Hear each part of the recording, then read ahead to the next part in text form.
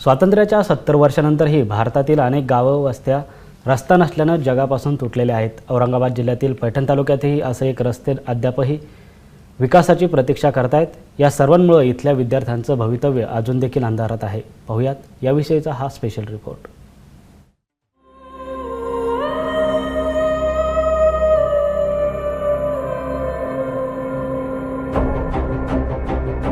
औद्योगिक केंद्र बनू पाहणाऱ्या औरंगाबाद जिल्ह्याला तेवढीच थोर संतांची परंपरा लाभली। पुरातन काळापासून पवित्र आणि धार्मिक शहर म्हणून ओळख असलेल्या पैठणला मोठी परंपरा लाभली। मात्र याच पैठण तालुक्यातील अनेक गावे आणि शेतवस्त्या चांगला रस्ता नसल्यानं दुर्लक्षित झाल्या आहेत। पैठण तालुक्यातील थेरगाव इथली गाडेकर आणि उबाळे वस्ती हे त्यांचंच उदाहरण म्हणता येईल। इथल्या नागरिकांना आणि विद्यार्थ्यांनाही चिखल गाळातून रस्ता शोधत जीवघेणा प्रवास करावा लागतोय। या संबंधित वारंवार तक्रारी करण्यात आल्यानंतरही अद्याप समस्या सोडवण्यासाठी पुढाकार घेण्यात आलेला नाही। पहिल्यापासून अशी अडचण आहे। मी तहसीलला 3-4 वेळेस अर्ज दिले, 2004 ला सुद्धा अर्ज दिले। तेव्हापासून आतापर्यंत माझ्याकडे सगळं तहसीलच्या पोच पावत्या ते आहे, पण आतापर्यंत कोणीही इकडं तहसीलदारना एक वेळेस तलाठी आला होता फक्त, त्यावेळेस पाहणी केली त्यांनी आणि नंतर काहीच नाही। नसताना मंडळ अधिकाऱ्यांनी नोटीस दिल्या आणि म्हणे आपण ते शिवराष्ट्राची मोजणी करायला फी वर्गणी करू। तर आम्ही काही ती वर्गणी करून काही फी नाही भरली, काहीच नाही भरली। एवढा रस्ता म्हणलं आम्ही साहेबाला 2-4 वेळेस सांगितलं, म्हणलं 25 वर्षापासून सांगितलं। मध्ये साहेब हा म्हणले आता साहेब मंत्री झाले, यांचे आमचे फक्त एवढे पोराची सोय लावाय। आम्हाला 3 किलोमीटर ह्याच रस्त्यानं 8 महिने जावं लागते। मुलाचे दप्तर काही भरतेत, काही मुलं पडतेत, त्रास होतो सगळा। साहेबांनी एवढी विनंती करून काहीतरी करावं पुढे लोकांनी।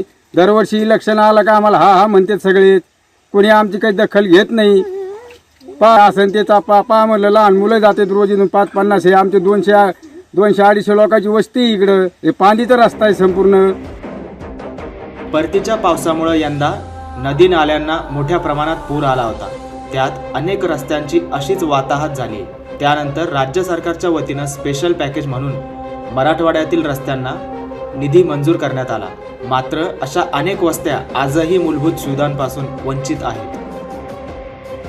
शाळेत जावं लागतं, आम्ही घरून आंघोळ करून आलो की दप्तर आणि कपडे सारे भरतं, मग शाळेत पुन्हा आंघोळ बी करता येत नाही, तसंच भरलेलं बसावं लागतं। आणि आम्ही घरी बी सांगतो या रस्त्यावरून जाता येत नाही। आणि शाळेत बी शाळा बुडली की उशीर झाला की खवळतात। आणि या रस्ता आम्हाला 8 महिने अशा चिखलातून जावं लागतं। उन्हाळा सोडला तर 8 महिने आम्हाला या चिखलातून जावं। आम्हाला रस्त्याकरता कोणीतरी इकडं पाणी करीत नाही। आमचे सगळे लेकरं शाळेत येते जाते, सगळा रस्ता चिखला फुटला नाही। पाण्याचा रस्ता खोल आहे, लेकरं भेटतात, कोणी शेजारी रस्त्यातून वर येऊन देत नाहीत। इकडं कोणता अधिकारी सुद्धा येऊ शकत नाही त्या टायमाला हा म्हणतात, इकडं कोणी ध्यान देत नाही। आम्ही शेतवस्तीवर रात्रीचं दुखण्याचं भाण्याचं माणूस जरी असलं तर अडचणीत पडतो, येता येत नाही, जाता येत नाही। आमदार खासदार केवळ निवडणुकीच्या वेळी आश्वासन देतात, मात्र इथल्या नागरिकांची समस्या सोडवण्याचा प्रयत्न कुणीही केलेला दिसत नाही। आता याकडे गांभीर्यानं लक्ष देण्याची गरज व्यक्त केली जाते।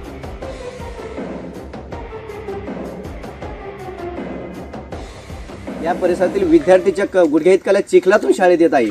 यामुळे या विद्यार्थ्यांच्या जीवालाही मोठा धोका निर्माण होत आहे। याकडे कुठल्याही प्रकारचे पुढारी नेते तसंच अनेक पदाधिकाऱ्यांनी देखील लक्ष दिलेलं नाही। यामुळे या नागरिकांवरती मोठी भीतीचे संकट निर्माण होत आहे।